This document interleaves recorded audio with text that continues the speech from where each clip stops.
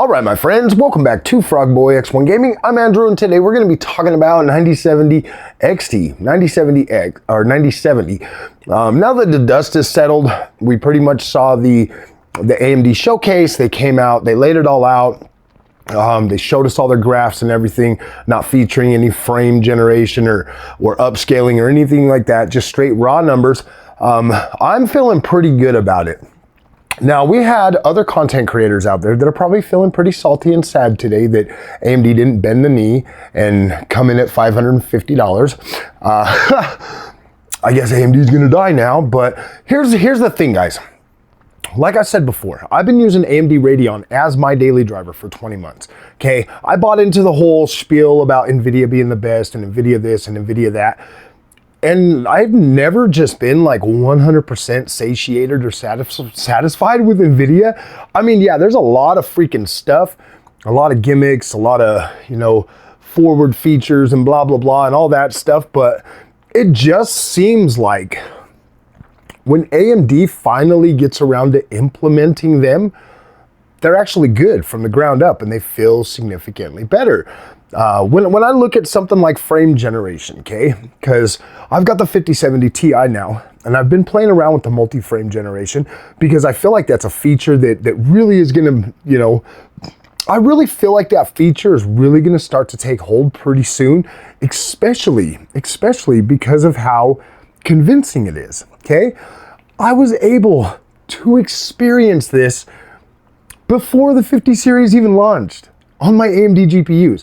I can use frame generation, and then I can enable AMD's fluid motion frames on top of that. I actually just put out a 40 or 50 minute video of Monster Hunter Wilds running with freaking FSR quality, frame generation enabled with AMD's fluid motion frames on that, and I was well up over 300 frames a second, and it just felt freaking smooth. There was no dips or anything like that. It just felt like a good playable experience. Enough to convince me that my screen refresh rate of 240 Hertz was completely maxed out. And I was like, wow, if this is the type of experience that you can get from utilizing frame generation, I don't necessarily see that as a bad thing. But I am also kind of cautious about putting a real world monetary value on that, as if it's something that the GPU is actually having to work hard to achieve. Because I mean, we've seen this happen on AMD's cards, with software tricks. Obviously no AI upscaling or anything like that, just literal freaking software tricks that allow them to give us frame generation, to interpolate more frames, and then be able to stack even a driver level fluid motion frames on top of that. So when you look at something like that and you kind of compare that, it's like, how do you do an accurate, even comparison of the GPU technology going forward? Now that we're starting to get more into the machine learning, we're starting to get more dependent on things like upscaling. Should GPU manufacturers be able to incrementally continue to raise the price while not providing enough base power or performance to carry that generation forward? That's where I think the discussion really needs to go with PC gaming in general, because when I look at what I got for my $939 for my 5070 Ti, I look at it and I'm like, okay, this is pretty much a 4080 Super. Like, it feels pretty close to a 4080 Super, give or take. Some games maybe less, some games maybe a little bit like more, or right on par. It really just feels like a continuation of power that I already got with a little bit of a price cut. To be completely honest with you, I paid for my Gigabyte OC. I think I paid for that 4080 Super, I paid like $1,200 for it. It was like $1179 or something. And then for this one, I paid like, I think it was a little bit over $1,000 with tax. So you look at that and you're like, okay, like I'm pretty much still paying, I'm getting a slight discount for the same power.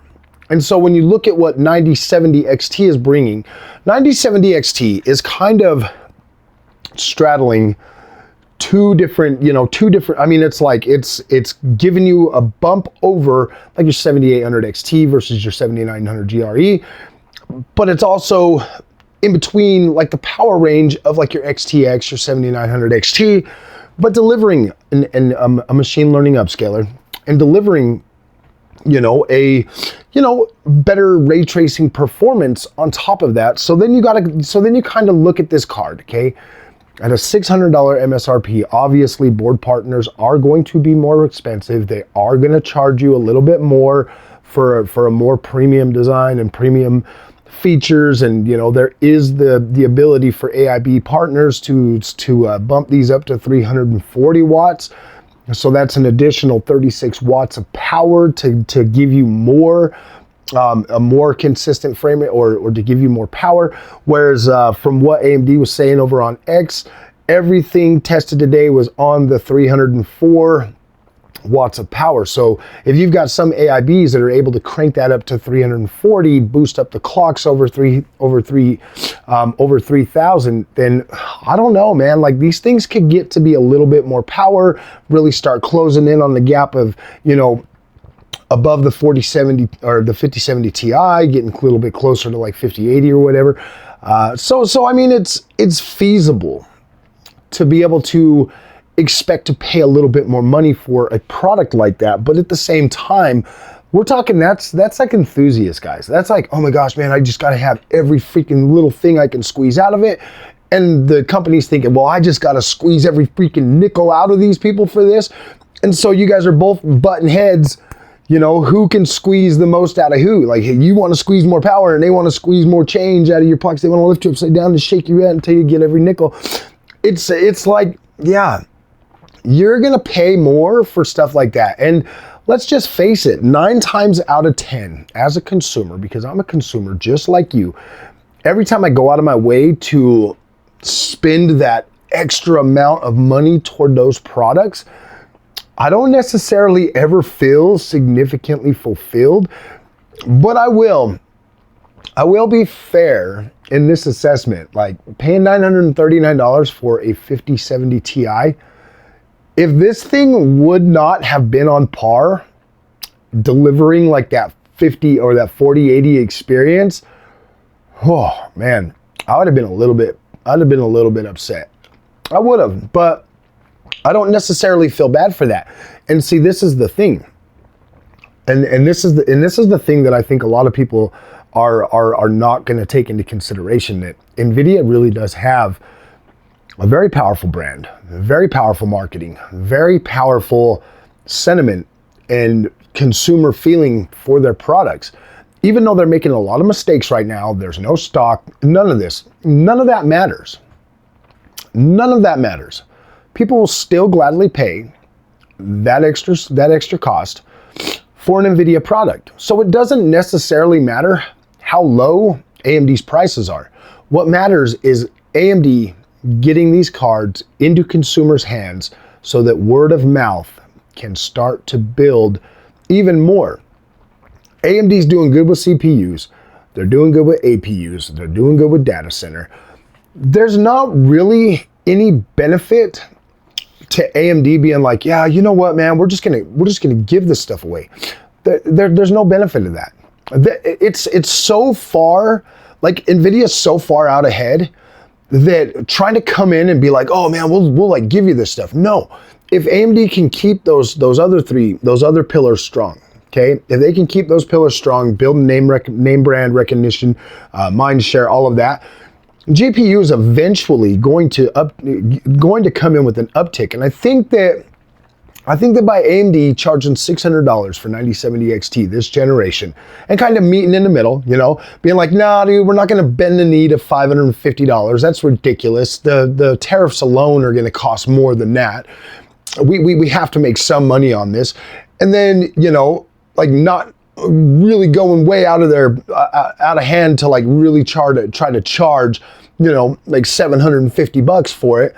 That kind of shows, at least in my mind, that AMD is willing to take a little bit of a loss or at least, yeah, take a little bit of a loss to at least, try to reward the people that are willing to take that chance on their brand and try Radeon without completely, bankrupting their GPU department. I want AMD to be able to charge a fair price that's going to give them enough money to reinvest in that product, to build better features, to make AMD's Adrenalin software better, to make FSR 4 better, to make the better features for the Radeon brand going forward. I personally would rather have that. I'd rather pay a little bit extra as long as I know that money is being reinvested into the Radeon brand to make it better. That's the only reason Nvidia gets better, is because they have that money, that big war chest that they can just dump money into building out these features. So yes, if you want Radeon to get better and compete, then yeah, you can't keep asking Radeon to try to save you from Nvidia, because they're not going to do that. I am an AMD fan. When they said $600, I was like, okay, that sounds good. Like, that sounds really good. I'm excited about that.